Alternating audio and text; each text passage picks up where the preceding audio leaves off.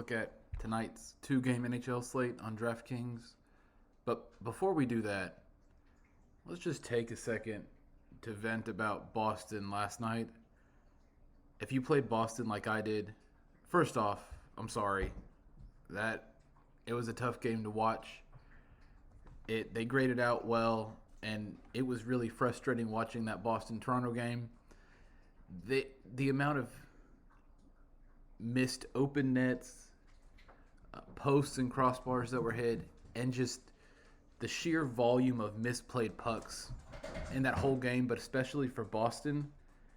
And I'm a Columbus Blue Jackets fan.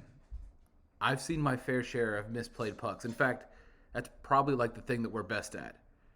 That game was so frustrating to watch. Just skaters fanning on passes, fanning on shots, weird bounces off the ice or off the end boards. It was just a frustrating game to watch. Very sloppy on both sides. Wall was great for Toronto. It's not just that Boston forgot how to play hockey.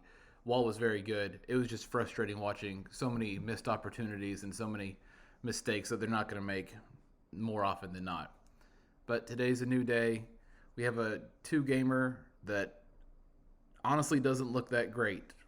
Looking at our targetability scores, no one, not a single team, looks good. If you've been watching my videos, on really good nights, we have a couple of teams that might hit 30 on the targetability score in really good matchups. On every slate, we've had teams in the 20s, which, for reference tonight, we don't have a single team that even hits 18 on targetability. So all four teams are essentially between 14 and 18. So there's not a lot of great spots. All these goalies have been good in the playoffs and relatively good in the regular season. We do have a couple of caveats with that might give us some ways to attack the slate, starting with David Riddick for LA, who was phenomenal last game, but that was his only start. So, yeah, he had that one goals against average and that .923 save percentage, but that's as small sample size as you can get, literally one game, and I think maybe a couple shots in the previous game or something.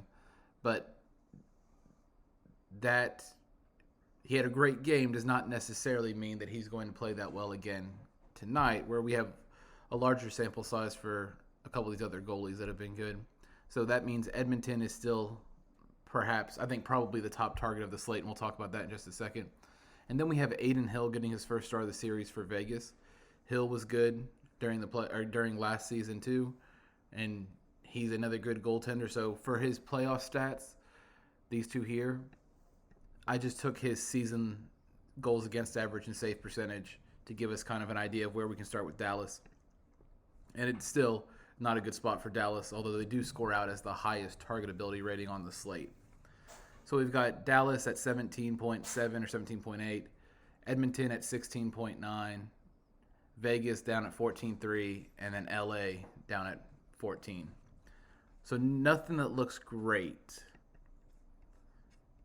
If you look here, I have Edmonton 1 as the top stack, even though they score a little bit lower than Dallas does in terms of their targetability rating, just because I think that variance with Riddick having that one great game. Like, for example, if we even say that Riddick goes to 2 goals against, Edmonton jumps slightly above Dallas in terms of targetability. So I'm assuming that Riddick's going to give up more than 1 goal tonight, and I think that makes Edmonton the top target on the slate. They're at home, so I'm looking at Edmonton 1. I specifically listed Hyman and McDavid here because they have top line and top power play correlation. Let's check daily faceoff here, see if we have any updated lines from morning skate or anything. Henrique, McDavid, and Hyman still the same top line.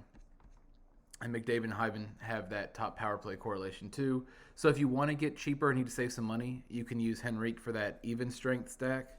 And Henrique's cheap on Draftkings. Or you can go to Nugent Hopkins. He's never very expensive, at least not this year. Or Draisaitl if you want to go to that power play correlation and get the top 3 players in Hyman, McDavid, and Draisaitl as the core of your lineup tonight. Totally fine with that.